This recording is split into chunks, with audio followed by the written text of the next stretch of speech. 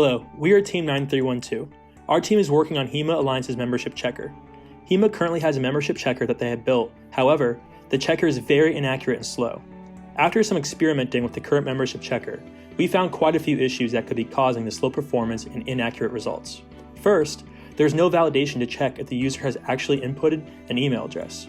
And because they aren't checking if an email address had been inputted, we had to run through all email addresses and find a substring that matches whatever was inputted into the form on the web page.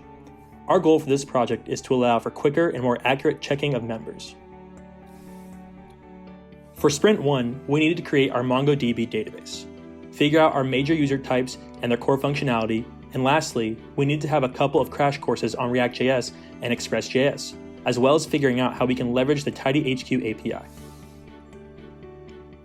For MongoDB, we set up the cluster through the MongoDB website and then created the schemas for the members table and admins table. For the members table, our current schema contains an email field for the emails of individual members and a status field to determine whether a member is active or not. For the admins table, our current schema contains the admin's emails and passwords.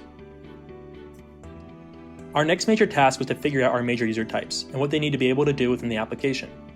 Our major user types would be admins, vendors, and members. For the current scope of the project, we needed admins to be able to refresh our members table with a spreadsheet they can pull from TidyHQ, and also admins would be allowed to add other admins. Vendors for the time being would only be able to check membership statuses. Lastly, members would need to check their membership status with their email.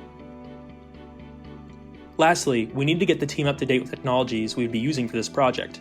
The front-end team went through videos to learn about React.js, and then back-end team did some independent reading to learn Express.js. We went through documentation for the TidyHQ API as well. We found that TidyHQ API didn't give us the information that we needed to check whether emails were associated with active memberships. Because of this problem, we need to revise our design. The way we changed our design is by allowing for admins to export a spreadsheet containing emails and active statuses from their TidyHQ dashboard and importing it into our web application so that we could add the emails to our members table in our database. After we created our database, decided on the different user types, and taught ourselves the tools that we would need and made revisions to the project after we discovered the limitations of some of our tools, we decided to begin working on Sprint 2. We created our homepage where vendors and members could come to check email and where admins could click a button and be redirected to a login screen. In Sprint 2, we hope to have email checking function implemented as well as have admin login functionality implemented.